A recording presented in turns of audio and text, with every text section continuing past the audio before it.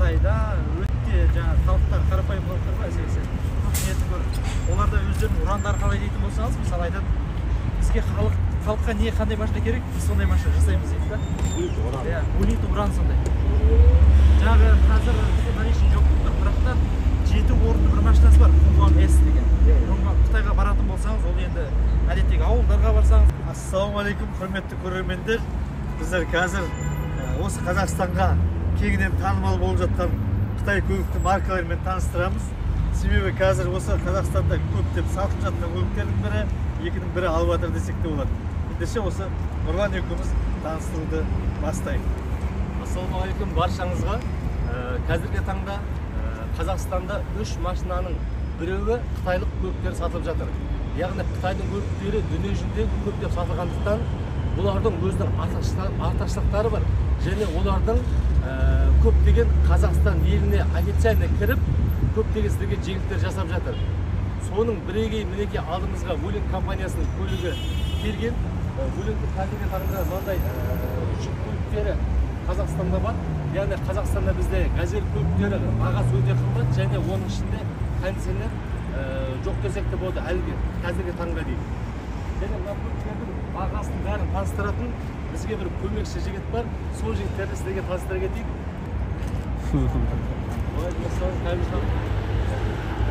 Енді Wuling компания жайлы қазақтардың негізі ойы түсініксіз. Қытайлық көліктер бізге ұнамайды деп көптеген адамдар айтып жатыр. Енді сіз сол жақтың көліктерін білесіз және сол жақта көрдіңіз. Осы Wuling компаниясы жайлы қашан шықты, қашаннан бері компания жайлы таныстырыңыз. Жалпы Wuling дегенде мысалы 1957 жылдан бастап тарихы бар. Мысалы Қытайға барып көретін болсаңыз, әсіресе жаңағы ауыл жерлерде, кішігірім жаңағы жерлерде қарапайым халықтарға көп осы брендтегі машиналар келеді. Бұл фирманың жалпы ұраны өзі халыққа не қандай көлік керек, біз соны жасаймыз деген сондықтан Қытайда енді өте популярный. Мен естуім бойынша бұл көлік ең бірінші қарапайым жүк машинасы, яғни ақша табатын көптеген адамдар проблемасын шешетін көзбен бастаған. Дұрыс айтасыз. Осы не артымызда тұр, 400 негізгі сатылымда жүріп жатқан осындай грузовой машиналар. Екіншіден жаңағы айтып отырған седан сондай машиналар да бар. Легковой машиналар. Біздің көрермендеріміздің айтуынша былай, Қытайлар осы машинаны өздері мінбейді дейді. Жоқ. Олар басқа анау бренд машиналарын мінеді. Қалай сендер аласыз? Ол менің ойымша айтып жатқан Қытайға болмаған адамдар енді айтады. Енді ақшасы бар болса әртүрлі қандай машиналар адамдардың өздері береді ғой. Барлығы мінгісі келеді, японский машина, немецкий машина. Бірақ та барып көрсеңіз, сол Қытайдың өзіне сол адамдар көреді. Осы Wuling деген брендтегі машиналар Қытайдың көше-көшесінде жүреді. Барып көру керек. Жақсы, олай болса, біз сіздерге алғашқы жүк таситын көліктер, яғни ақша табатын көліктерді таныстырамыз. Одан кейін заманның талабына сай электромобиль және гибрид көліктерді таныстыра кететін боламыз. Болмаса, мына көліктерге келіп айтатын болсақ, бұл жүк таситын көлік объемы 1,5 метр. Қанша салмақ көтереді? Бұл 2,5-3 тоннаға дейін көтереді. Арт жағына келетін болсақ, қараңыздар, мына жерде ресурстар бар. Осыны ұлғайтсаңыздар, көптеген салмақты көтеруге болады. Және өзінің мынау тұрған бағанағы қаңқасы сүйегі дейді ғой, өте қатты жасалған. Бұл жақтарда көліктердің арты жабық барлық түрі бар. Енді мына машинаның ішін аштық. Ішінде мына кнопка полный электропакет. Фараны регулировка жасақ, яғни жоғары көтеріп төмен түсіруге болады.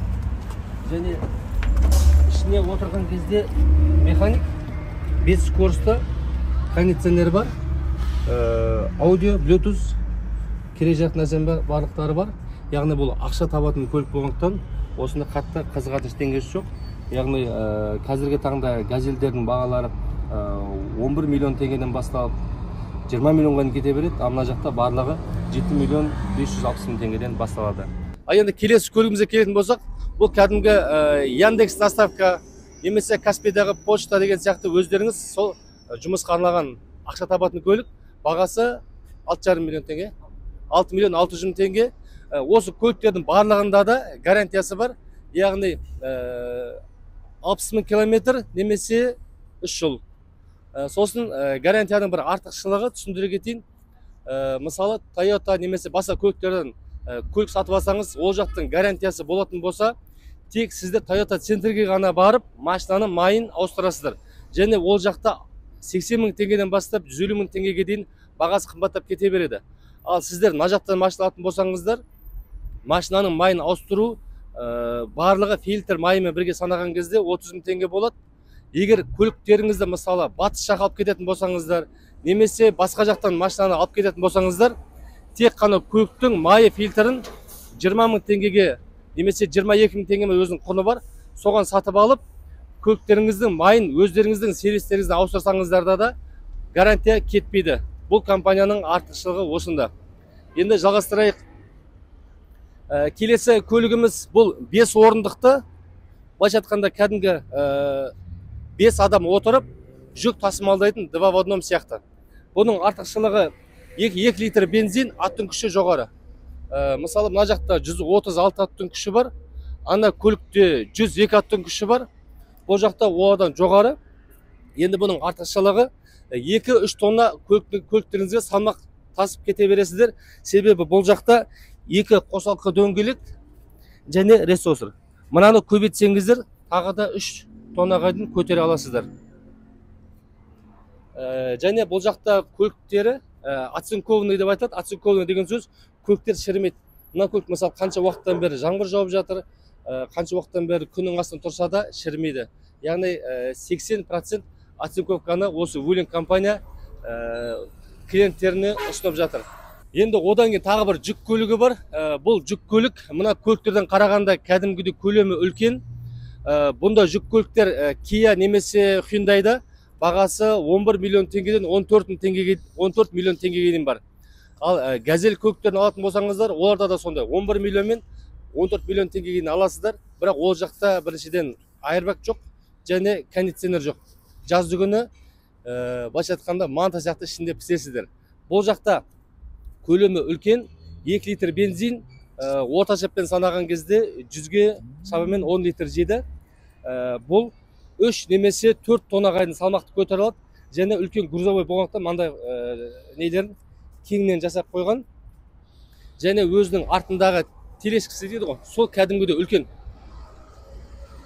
Және астына мына жақта қайталап айтамын, мынандай дөңгелектер бұл 3-4 тоннаға дейін көтеретіндей шинаның өзінің сондай заводтан жасалып шығарылған.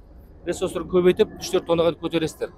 Мысалы Kia мен Hyundai қарайтын болсаңыздар, оларда заводтық 1 тоннаға дейін көтеруге мүмкіншілік бар деп айтылады, бірақ олар 3 тоннаға дейін салмақты баса алады. Яғни көліктің салмағымен қосқан кезде 5 тоннаға дейін де көліктер өз-өзін жүргізе алады. Енді ол көліктердің мына басқа көліктердің артықшылығы Kia мен Hyundai'да тек заводский газ немесе дизель бар. Ал бұл жақта тек қана бензин, яғни қазақтарға керегі бензин. Себебі біздің Қазақстанда дизельдің сапасы нашар, газ баратын жеріңге жете алмайсың, көп жерде станциялар орнатылмаған.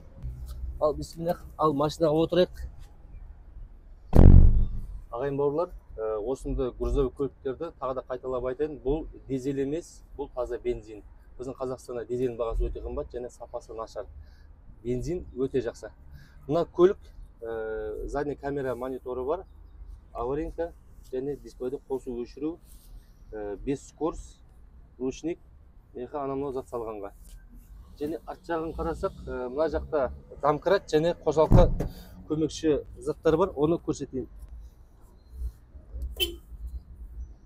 Арт жағында мынау дөңгелекте шешкенге көмекші. Мынау аварийный ситуацияда көліктеріңіздің осылай жағып қоясыздар.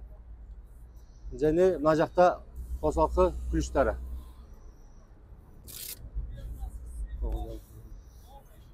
Мінекей өзінің заводтан берген ключтары. Енді мына жақ қараса кәдімгі жарықшамдары дальний, ближний және противотуманник.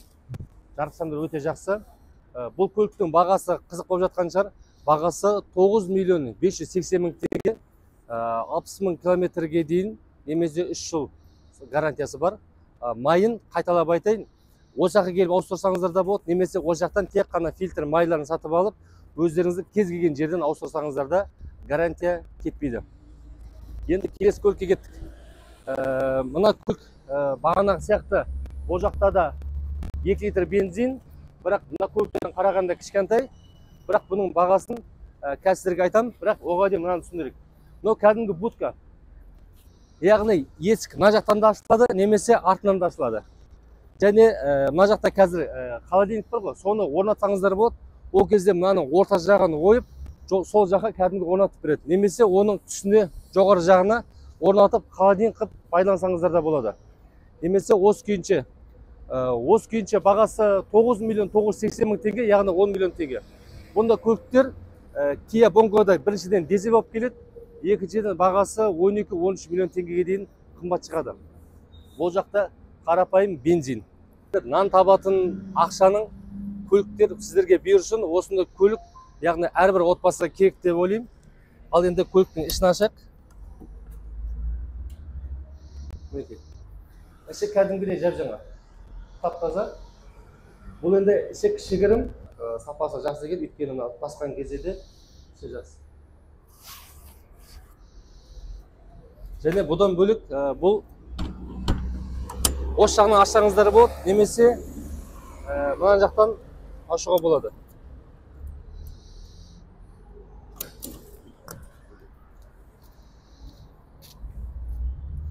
Ішіне осылайдан кіресіздер да, заттарыңызды осылай алып, немесе салып, кәдімгідей жұмыс жасайсыздар.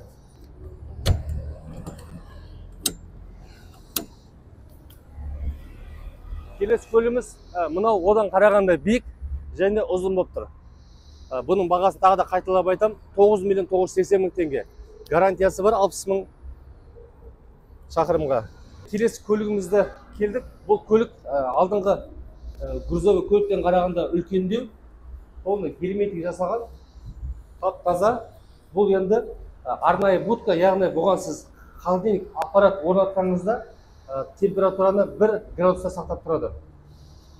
Аппарат мына жерге орнатылады, сонымен іште тұрған тауар, яғни мұздап бір қалыпты температурамен тұрады. Немесе осы күйінше сіздер пайдалана аласыздар. Менің бойым 1,80, биіктігі үлкен. Бұларға есептеп көрейік қазір. Шамамен 1, 2, 3, 4, 3,5 немесе 3,7. Оны біз сіздерге интернетте нақты ішінің миллиметр сантиметр өлшеп жіберетін боламыз.